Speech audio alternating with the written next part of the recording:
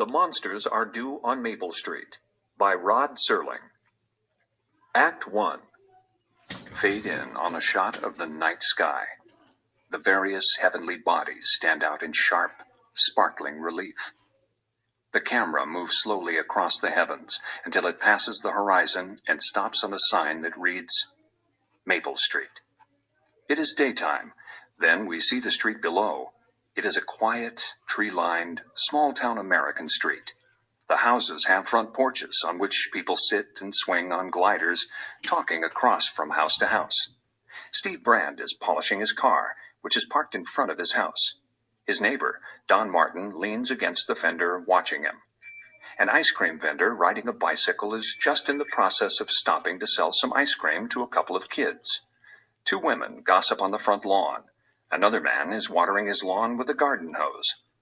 As we see these various activities, we hear the narrator's voice. Maple Street, USA. Late summer. A tree-lined little world of front porch gliders, hopscotch, the laughter of children, and the bell of an ice cream vendor.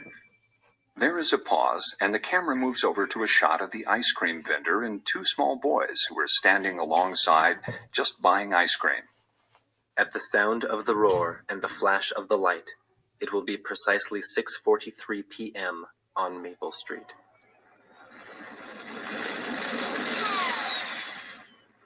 At this moment, Tommy, one of the two boys buying ice cream from the vendor, looks up to listen to a tremendous screeching roar from overhead. A flash of light plays on the faces of both boys and then moves down the street and disappears. Various people leave their porches or stop what they are doing to stare up at the sky. Steve Brand, the man who has been polishing his car, stands there transfixed, staring upwards. He looks at Don Martin, his neighbor from across the street. What was that? A meteor? That's what it looked like. I didn't hear any crash, though, did you? Nope. I didn't hear anything except a roar. What was that? Guess it was a meteor, honey. Came awful close, didn't it? Too close for my money. Much too close. The camera moves slowly across the various porches to people who stand there watching and talking in low conversing tones. Maple Street. 6:44 p.m. on a late September evening. Maple Street in the last calm and reflective moment before the monsters came. The camera takes us across the porches again. A man is replacing a light bulb on a front porch. He gets off his stool to flick the switch and finds that nothing happens. Another man is working on an electric power mower. He plugs in the plug, flicks the switch of the mower off and on, but nothing happens.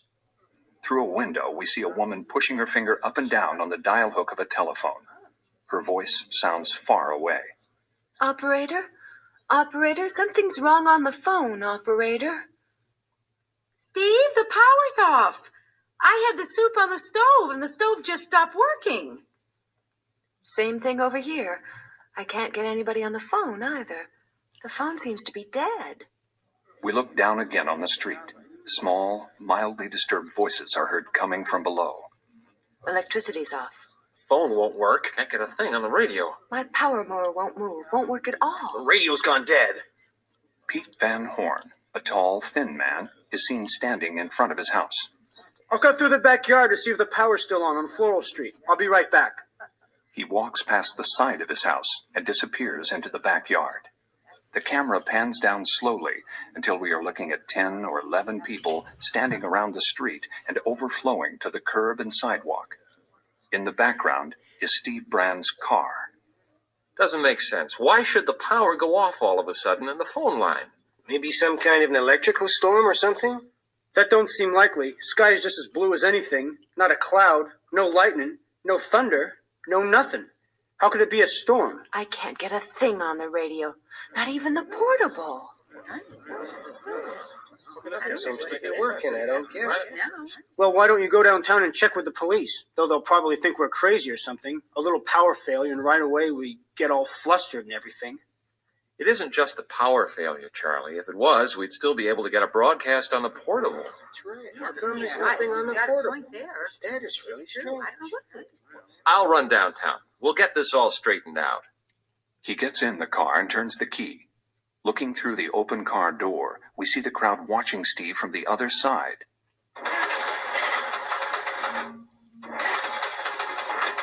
He starts the engine. It turns over sluggishly and then stops dead. He tries it again, and this time he can't get it to turn over. Then, very slowly, he turns the key back to off and gets out of the car. The people stare at Steve. He stands for a moment by the car and then walks toward them. I don't understand it. It was working fine before. Out of gas? I just had it filled. What's it mean? It's just as if everything had stopped. We'd better walk downtown. Yeah, He's well, right. well, if we can't Maybe drive, somebody I else guess can we do it. No. The two of us can go, Charlie. It couldn't be the meteor. A meteor couldn't do this. He and Charlie exchange a look. Then they start to walk away from the group. Tommy comes into view. He is a serious-faced young boy in spectacles. He stands halfway between the group and the two men, who start to walk down the sidewalk. Mr. Brand, you'd better not. Why not? They don't want you to. Who doesn't want us to? Them. Them? Who are them? Whoever was in that thing that came by overhead. Steve knits his brows for a moment, cocking his head questioningly. His voice is intense. What? Whoever was in that thing that came over. I don't think they want us to leave here. Steve leaves Charlie, walks over to the boy, and puts his hand on the boy's shoulder. He forces his voice to remain gentle. What do you mean? What are you talking about? They don't want us to leave. That's why they shut everything off. What makes you say that? Whatever gave you that idea? Now, isn't that the craziest thing you ever heard? It's always that way in every story I ever read about a ship landing from outer space. From outer space yet? Sally, you better get that boy of yours up to bed.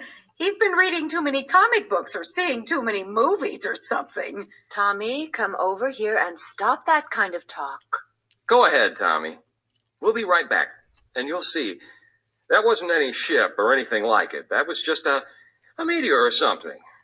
Likely as not. No doubt it did have something to do with all this power failure and the rest of it. Meteors can do some crazy things, like sunspots. Sure, that's the kind of thing. Like sunspots. They raise King with radio reception all over the world. And this thing being so close, why, there's no telling the sort of stuff it can do. Go ahead, Charlie. You and Steve go into town and see if that isn't what's causing it all. Steve and Charlie walk away from the group down the sidewalk as the people watch silently. Tommy stares at them, biting his lips, and finally calls out again. Mr. Brand! The two men stop. Tommy takes a step toward them. Mr. Brand, please don't leave here.